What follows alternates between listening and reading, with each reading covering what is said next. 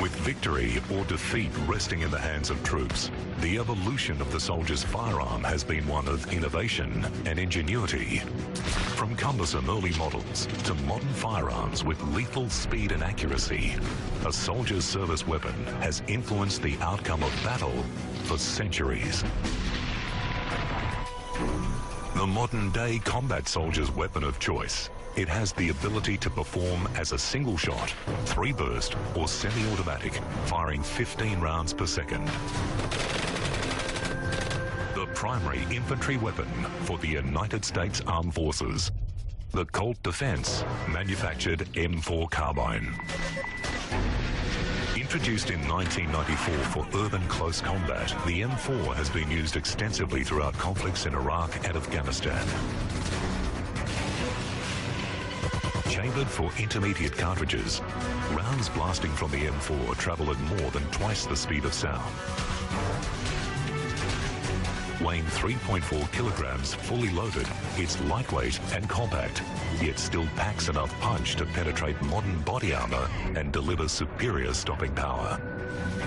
The gas-operated and air-cooled M4 also delivers deadly accurate fire at long distances, with an effective range exceeding 5 football fields. The pinnacle of modern firearms technology, it is a weapon that carries with it centuries of battlefield evolution. The story of the firearm began in ancient China with a mixture of sulfur, charcoal, and potassium nitrate.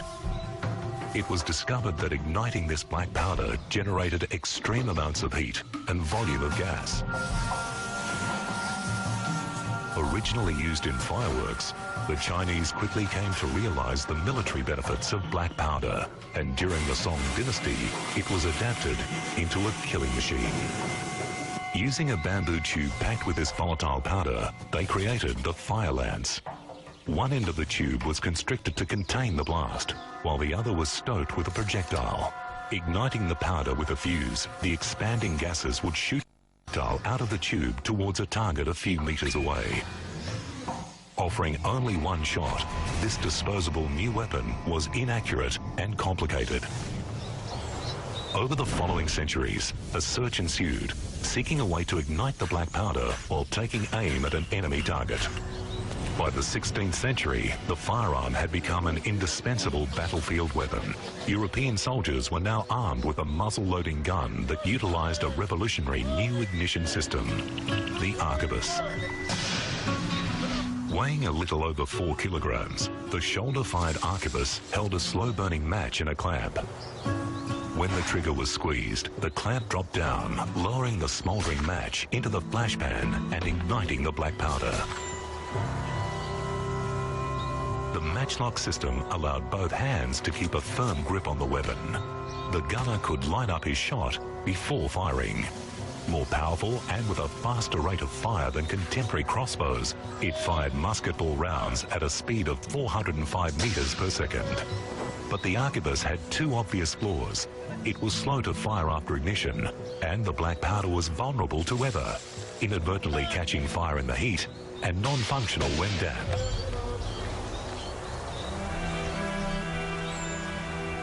In the early 17th century, a French gunsmith combined ancient wisdom with new technology to develop the flintlock. The flintlock eliminated the need for an open flame. Instead, a piece of flint held in the gun's cock was struck against a steel frizzen to produce a shower of sparks. The spark would ignite the powder, blasting out a hot lead shot. During the American Revolutionary War, British colonial forces battled American rebels, each side in possession of muzzle-loading muskets, among them the Brown Bess. With each gunshot creating thick clouds of black powder smoke, accurate sightings on the battlefield was almost impossible, so the speed of reloading and firing was prized over accuracy. With only around 20% of shots hitting their target, control of the new world would come down to who could fire the most lead. Both sides developed various methods of volley fire in a bid to increase their strike rate. A line of men armed with muskets would fire simultaneously at the enemy, with another line waiting behind to take the next shot. This formation would continue, giving each musketeer time to reload.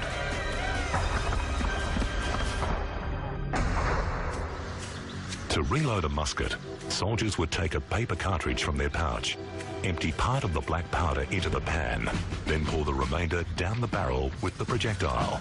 Using a ramrod, they would push the shot into position before fully cocking the gun. With thousands of soldiers firing 3 to 4 shots per minute, lead balls ripped apart opposing troops up to 160 meters away. The wounded were finished off by a 400mm bayonet attached to the end of the musket. After more than 8 years of bitter warfare that expanded around the globe, the United States of America gained its independence in 1783.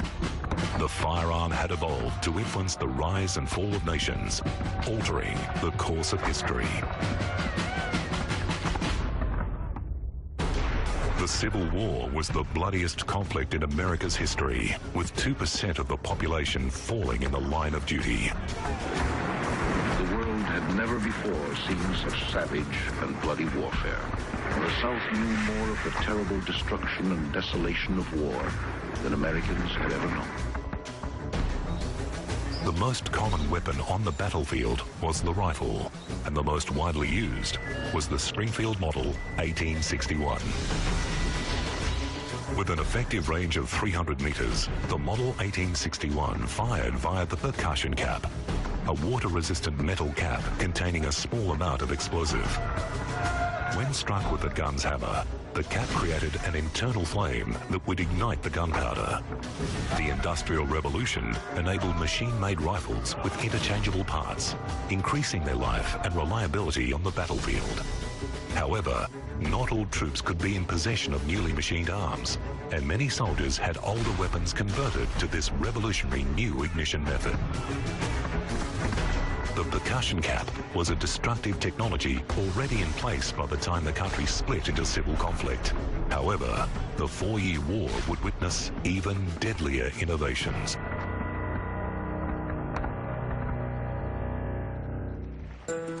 At the outset of World War I, the British forces were incredibly small compared to their German rivals.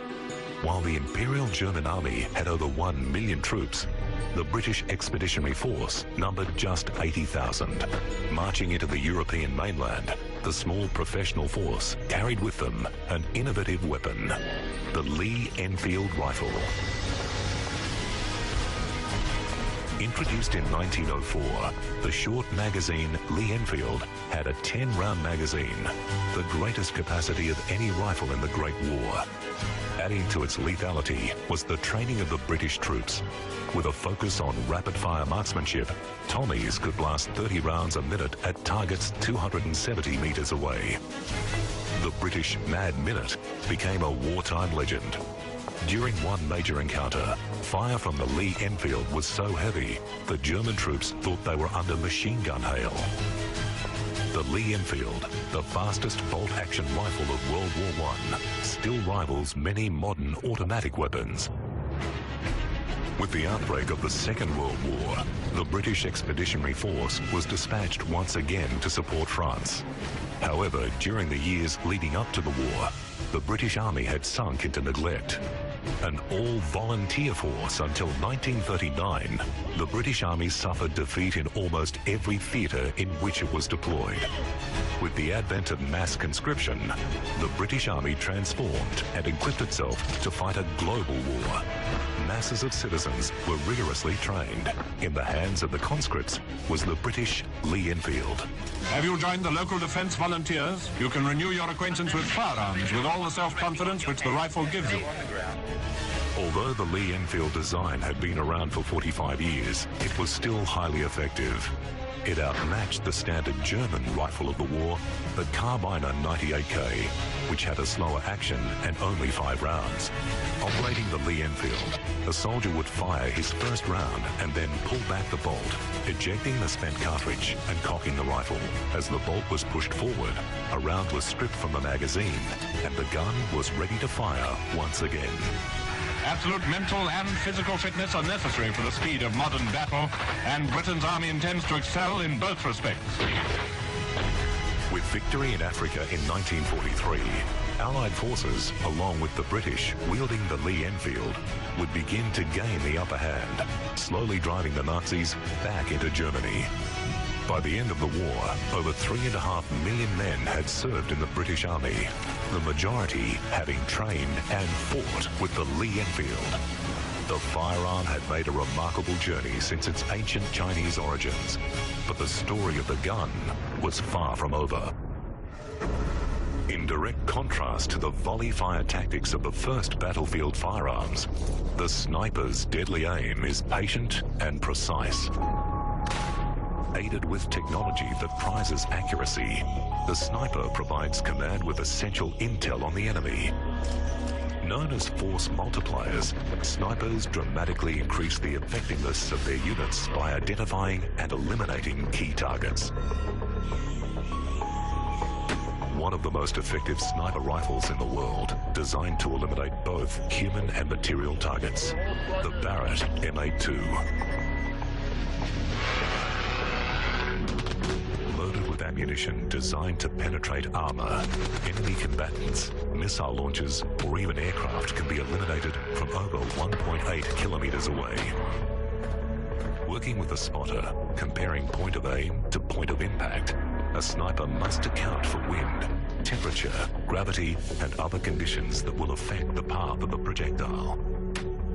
Mission-critical tools make these seemingly impossible long-range strikes a deadly reality.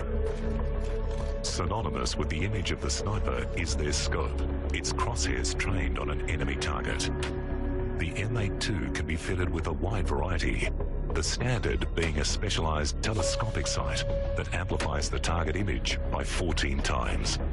For missions under the cloak of darkness, the modern sniper is aided with devices that collect all available light, even infrared, and amplify the image. The sniper is a master of stealth. To blend into their environment, they often wear a ghillie suit, camouflage designed to break up the human form and blend the sniper's color and shape into the natural surroundings. Modern ghillie suits have a padded belly to protect the sniper during long days of lying in the prone position while they patiently stalk their prey. Snipers will add mud, leaves, and other natural elements to their suit, making them invisible to even the keenest eye. So accurate is the aim of the well-trained and well-equipped sniper, most targets are dead before they even know they've been hit.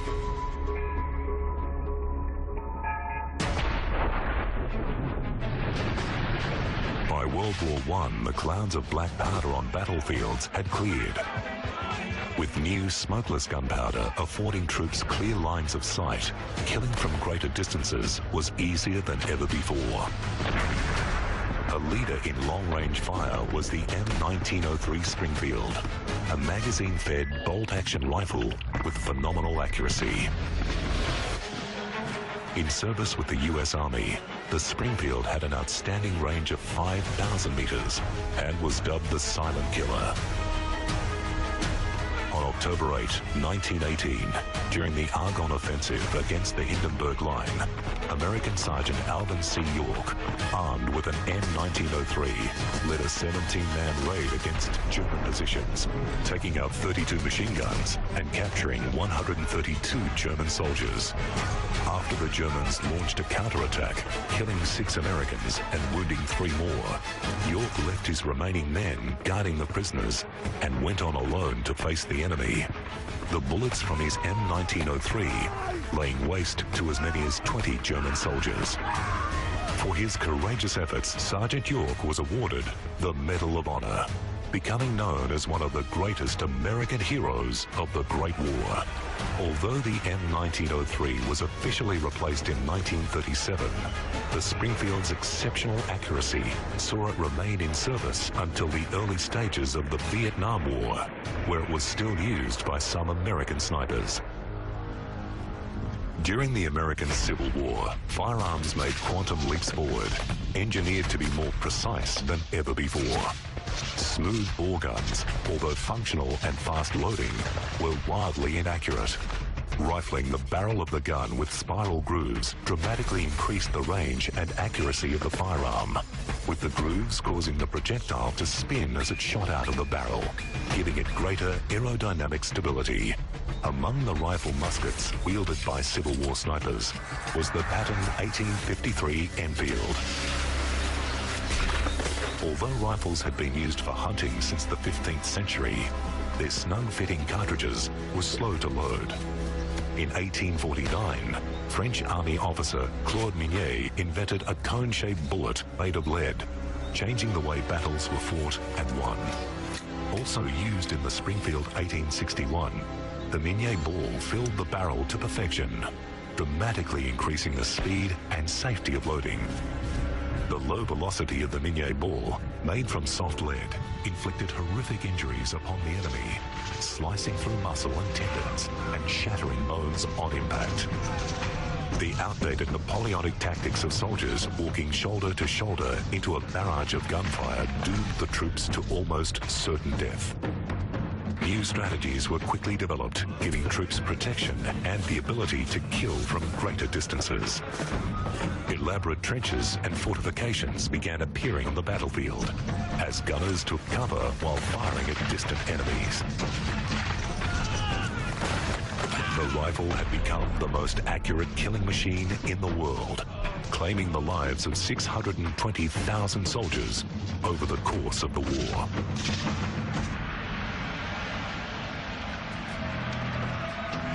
In 1941, as the Japanese Imperial Army spread over the islands of the Pacific, they carried with them a deadly weapon, the Arasaka rifle.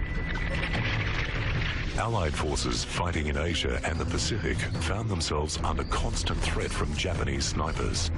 Masters of camouflage, the Japanese snipers positioned themselves in thick jungle or hid in plain sight. No smoke or muzzle blast was visible from their deadly weapon. Our platoon leader doesn't wear any insignia. That's because the Jap looks for our officers and NCOs to pick them off first, to knock out our command.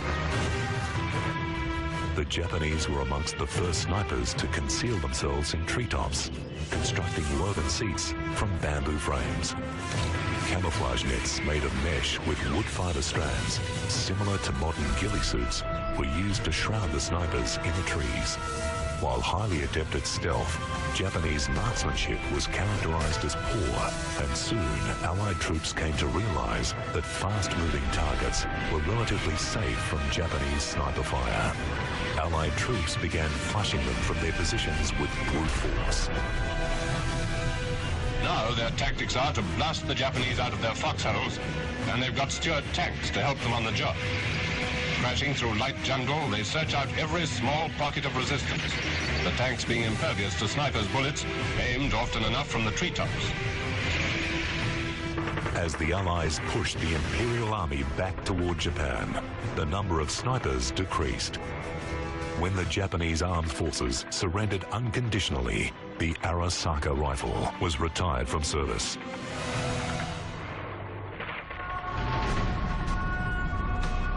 Turbulence, aircraft vibration, and downdraft from rotor blades are just some of the elements that an aerial scout sniper needs to contend with while taking his shot.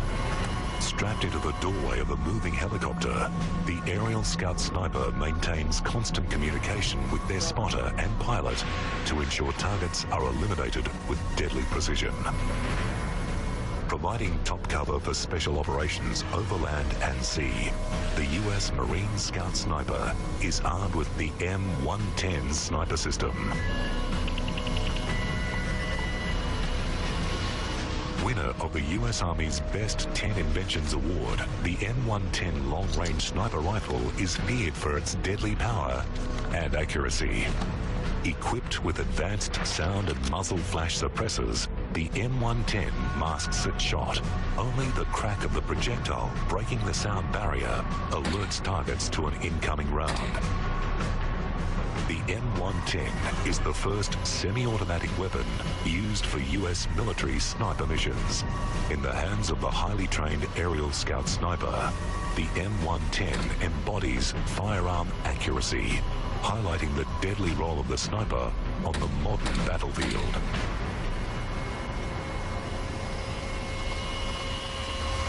while one well-aimed shot can eliminate targets from afar, battling multiple adversaries requires a fast succession of bullets. As rapid-fire weapons developed, being outgunned on the battlefield no longer meant facing a larger army, rather one that could unleash rounds with increasing frequency. As the United States expanded into the vast plains of the American frontier, soldiers armed with single-shot weapons routinely battled Native Americans, skilled warriors armed with bows and arrows that fired more quickly than a rifle could be reloaded. With many battles fought on horseback, the cavalry troops needed a handheld weapon that could provide continuous fire. In 1836, a revolutionary repeating handgun was introduced, comprised of a revolving cylinder with 5 chambers aligned to a single stationary barrel. Although the original Colt Patterson was not an immediate success, the Colt Manufacturing Company was well established by the onset of the American Civil War. The new and improved Colt Army Model 1860 was the most widely used revolver of the Civil War, with the US government purchasing over 120,000 over the course of the conflict. At the rear of each chamber was a percussion cap. Once the gun was loaded, troops engaged the hammer to cock the revolver and rotate the cylinder, allowing them to fire off all 6 shots in a single action before reloading. The Colt 1860 remained in production for 13 years until it was superseded by the most famous 6-shooter in the world. Ironically known as the Peacemaker, the Colt single-action Army's powerful 6.45 caliber cartridges could be fired in 6 seconds. The .45's cartridge provided enormous stopping power and was devastating in the hands of frontline infantry troops and mounted cavalry. Wielded by Theodore Roosevelt and his Rough Riders in the Spanish-American War, the Colt single-action Army gave the mounted troops repeating firepower, aiding the American victory. The American Indian Wars saw clashes with the native people of North America, who for more than 300 years fought to retain their indigenous lands and traditional ways. The Indian had grown bold and powerful in the years the country was absorbed in its struggle for the Union. In June 1876, one of the most legendary battles would be fought between the Cheyenne warriors and the U.S. cavalry, led by Lieutenant Colonel George Custer in the countryside surrounding the Little Bighorn River in Montana. The cavalry arrived at the battle armed with a revolutionary new rifle, the 1873 Trapdoor Springfield. The first breech-loading service rifle adopted by the U.S. Army, the 1873, along with its carbine variant, was issued with self-contained cartridges that were loaded through the trapdoor opening on the breech block. Not only did this design enable faster reloading, the gunner could keep his weapon trained on his target throughout the process. Although its speed and accuracy would go on to become a major factor in opening the western frontier, during the Battle of Little Bighorn, the 1873 was issued with copper cartridges, which often expanded and jammed in the breech. Grossly outnumbered and plagued with poor intelligence, Custer and his men were doomed to a swift defeat. New battlefield technology can be the deciding factor between victory and defeat. First seen combat in World War II, this revolutionary weapon was praised by General George Patton as the greatest battle implement ever devised, the M1 Garand. Issued in 1936, the M1 was the US Army's first standard-issue semi-automatic weapon. Rugged and accurate, the M1 excelled in every theater of war, its 8-round clip giving US troops the advantage of rapid fire without having to break point of aim and reload. Developed over a period of 16 years by John Garand, at the time of its inception, some believed the M1 was too advanced and complicated to be produced. So Garand himself invented the machines to produce the gas-operated rifle. After the M1's bullet is fired, the exploding gases travel down a cylinder, driving the piston and operating rod back, unlocking the bolt and ejecting the spent cartridge, allowing the clip to move up and strip a new bullet into the chamber, ready for firing. The entire process taking a split second. During World War II, the rapid firepower of the M1 dominated the battlefield. It gave US forces a distinct advantage in firefights against their Axis enemies, who struggled with outdated bolt-action rifles. The semi-automatic enabled troops to unleash up to 50 bullets per minute, tearing through the enemy at speeds over 700 meters per second. Gaining a fearsome reputation, the M1 Garand was referred to as the rifle that won World War II. The liberation of France, like that of every other conquered country, presented scenes of wild ovation. After its victorious tour of duty in World War II, the M1 went on to serve American troops in Korea. Variants were also used at the beginning of the Vietnam War in 1963, wielded by American snipers.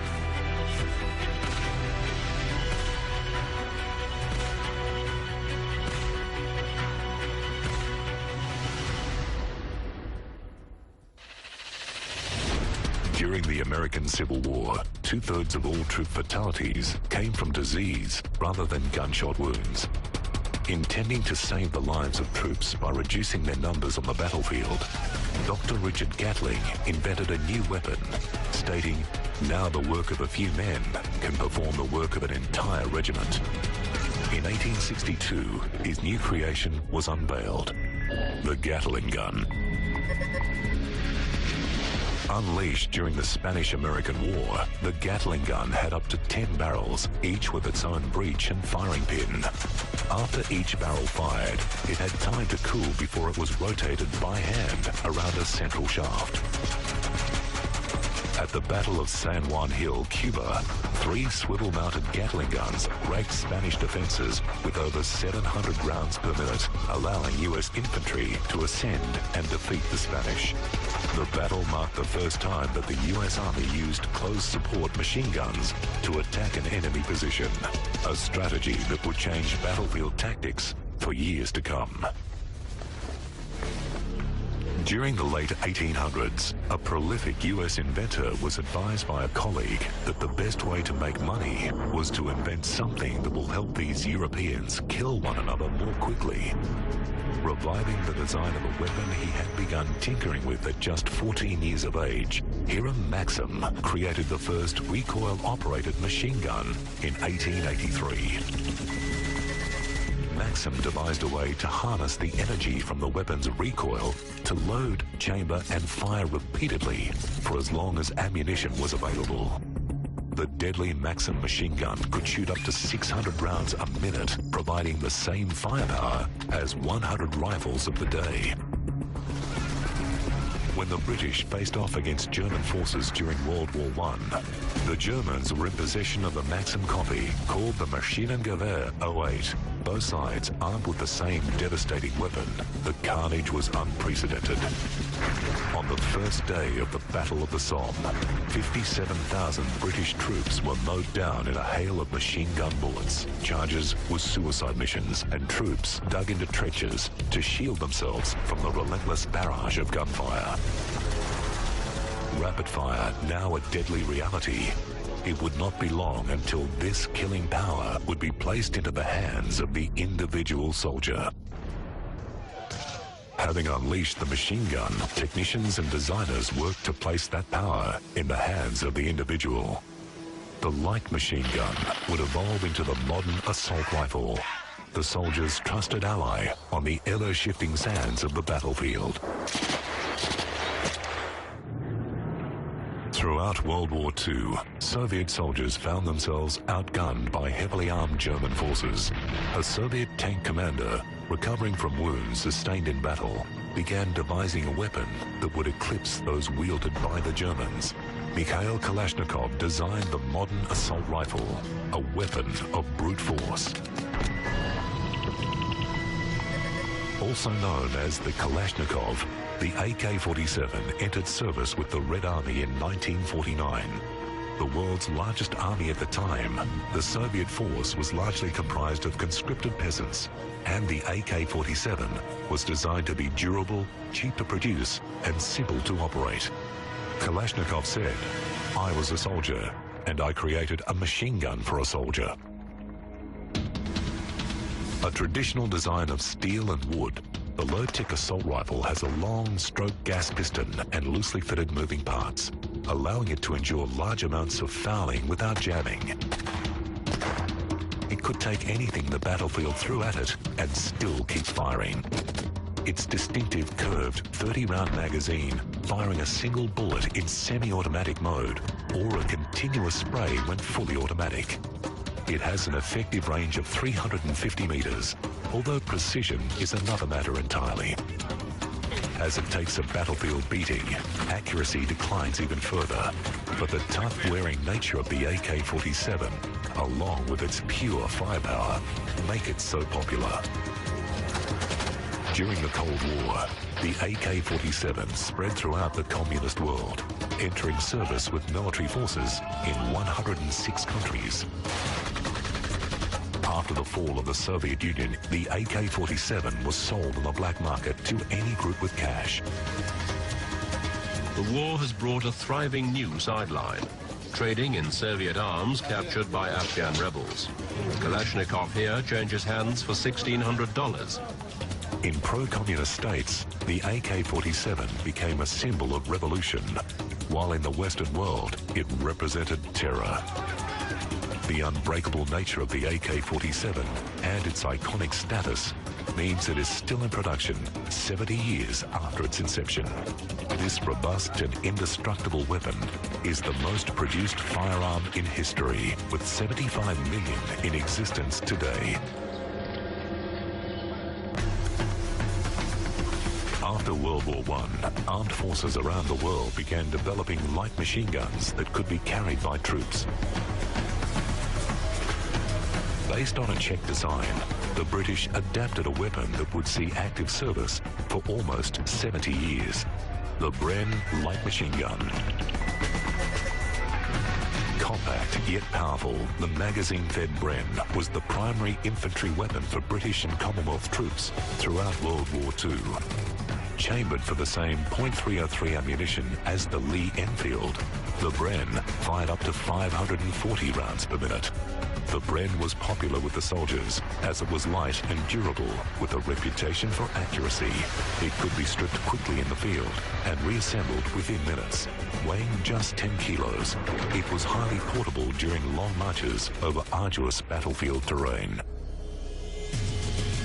In the Pacific Theatre, Japanese forces had invaded Papua New Guinea. Their plan was to capture Port Moresby, vital to the strategic defence of the Australian mainland.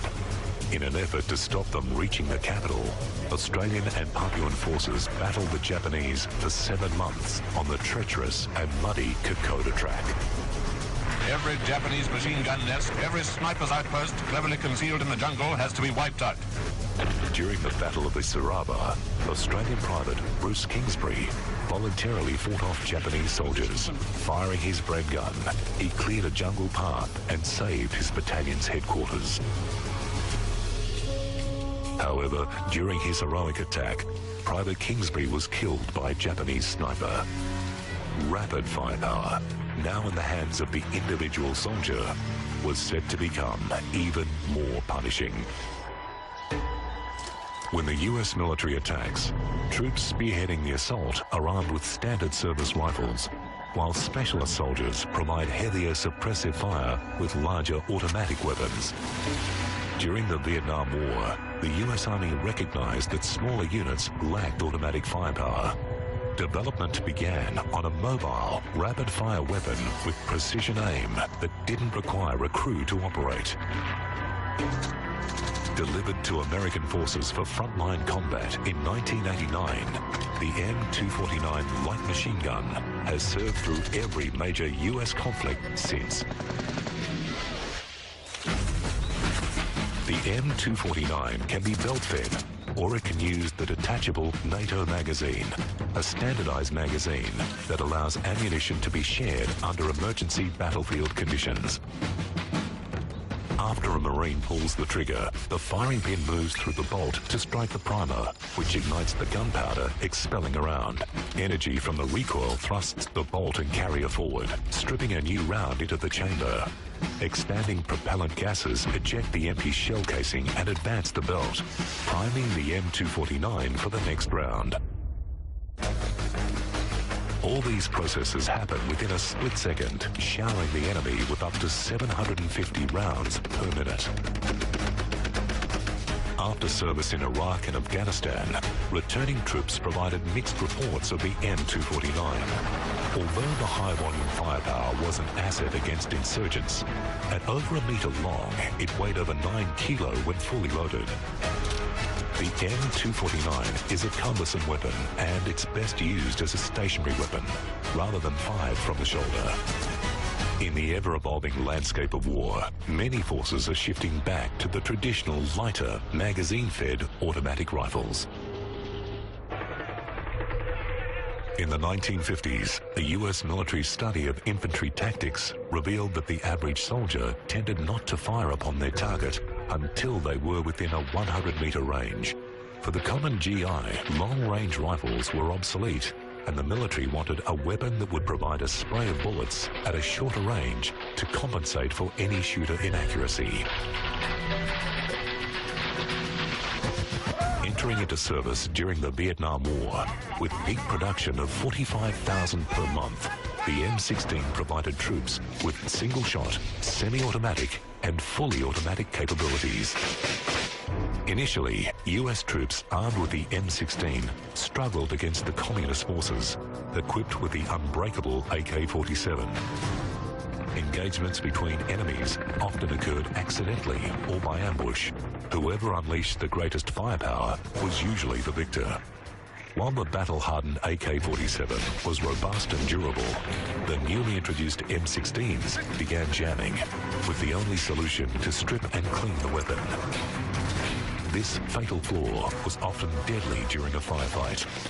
At the outset, troops issued with M16s had been told that the sophisticated weapon was self-cleaning. With fouling the main culprit behind weapon malfunctions, troops were quickly issued with cleaning kits.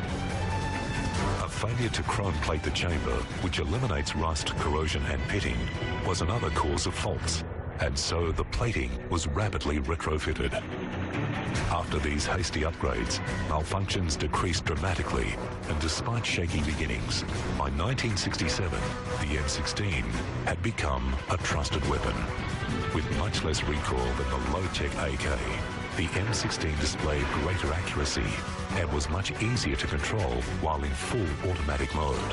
Fully loaded, the M16 weighed a third less than the AK, meaning US troops could carry more ammunition, critical when firing large numbers of rounds.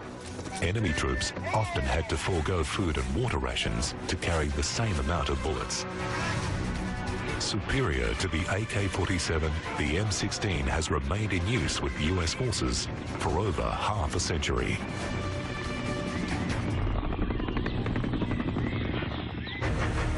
The Industrial Revolution birthed a new age of machines, bringing destructive power to each new conflict. From the land to the sea and up into the clouds, military vehicles have become the platform for a range of guns, each more destructive than the last.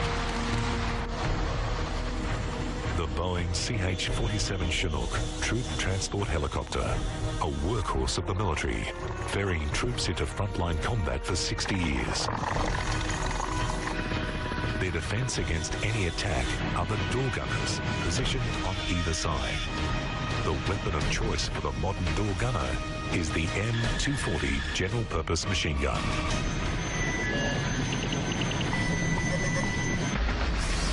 In service with US Armed Forces since 1977, the gas-operated M240 displays never-surrendering durability. With belt-fed cartridges designed to destroy iron targets, the ever-reliable M240 can tear apart just about anything in its way. The concept of the door gunner originated during the Vietnam War. As helicopters charged into combat for the first time in large numbers, the gunship was born. According to a myth among the troops, the door gunner on a Huey had a lifespan of 5 minutes. Helicopter aircrews were, however, 3 times more likely to be killed than infantry soldiers.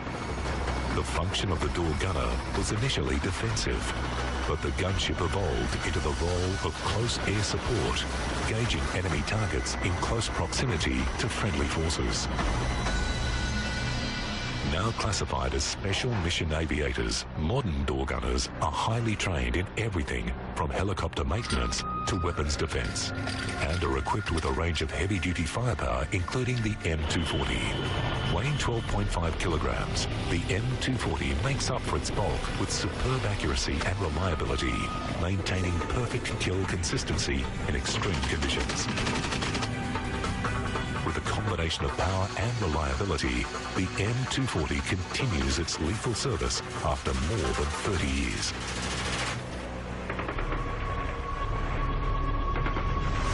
In 1896, the Vickers Gun Company produced a modified and improved version of the Maxim, which, like its predecessor, proved to be an incredibly reliable weapon. With an impressive service record spanning countless conflicts around the globe, it served with the British Army for over 60 years. The Vickers machine gun.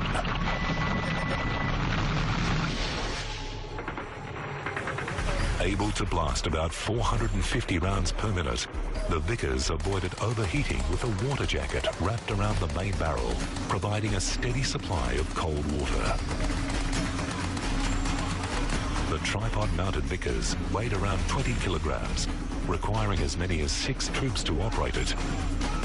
Despite its bulk and complexity, it was an incredibly powerful defensive weapon.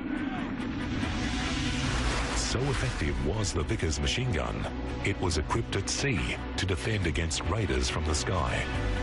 Another little picture of the detail behind that amazing organization, the Royal Navy. The sailors are filling drums with ammunition for those vicious little .5 anti-aircraft machine guns which makes the Royal Navy such a supreme fighting force. During the Battle of the Atlantic, Germany launched a counter-blockade against the United Kingdom, which required more than 1 million tons of imported supplies each week just to stay in the war. More and more escort vessels are needed, and fresh aid is coming from America in the form of revenue cutter. Allied convoys carrying vital supplies from North America were under constant attack by sea and air. Arrays of Vickers provided vital anti-aircraft fire. The .50 caliber rounds devastating the Luftwaffe aircraft.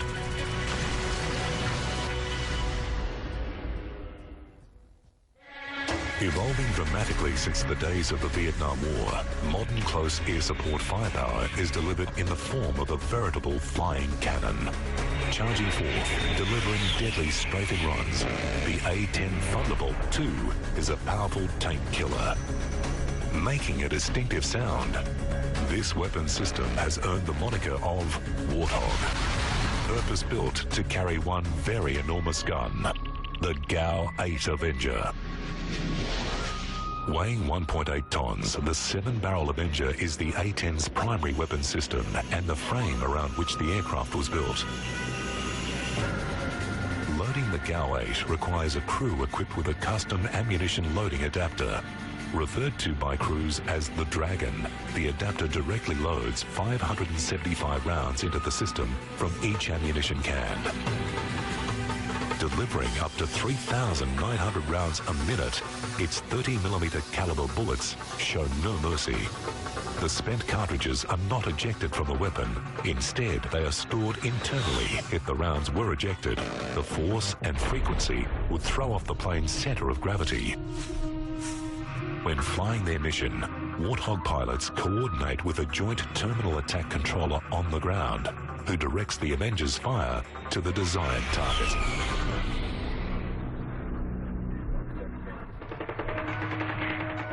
As the First World War continued, it was clear that conventional weapons were no longer piercing the armored vehicles and aircraft that had arrived on the battlefield. In order to arm their fleet of war machines, American forces turned to legendary gunsmith John Browning. Arriving too late for World War I, the Browning M2 heavy machine gun would dominate the second global conflict. Weighing 38 kilograms and dispensing a monstrously powerful .50 caliber payload, it had colossal stopping power. In the skies, it was fitted to bombers and fighter planes to penetrate the Luftwaffe's armor. On land, it was essential armament for mobile infantry. To supply forces with a high number of Brownings required, one General Motors factory producing refrigerators was overhauled for the war effort, initiating over 500 design and manufacturing changes. By the close of the war, the Browning was being produced at a quarter of the initial production cost. Soldiers in the last war can well remember this scene. Guns packed in thick, heavy grease to provide the needed protection. 8 hours of slow, tedious cleaning. They don't do it that way in this factory. Engineers also developed new packaging techniques, developing rust-preventative oil and moisture-proof bags containing drying material. Guns shipped for frontline combat were ready to use on arrival.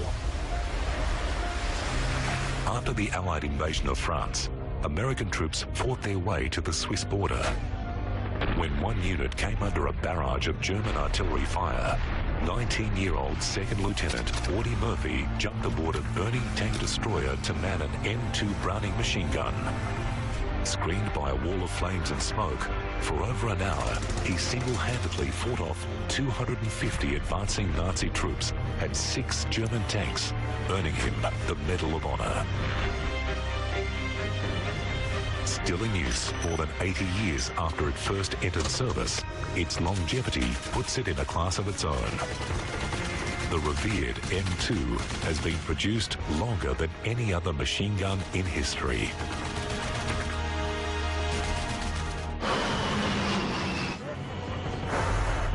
When a military's outer defences have been penetrated, they need to call in the big guns to exterminate the impending attack. The Phalanx Close-In Weapon System, a radar-guided gun system designed to obliterate anti-ship missiles and anything hostile above the waterline. Named after ancient Greek infantry defensive tactics, the Phalanx's firepower comes courtesy of the M61 Vulcan Gatling gun.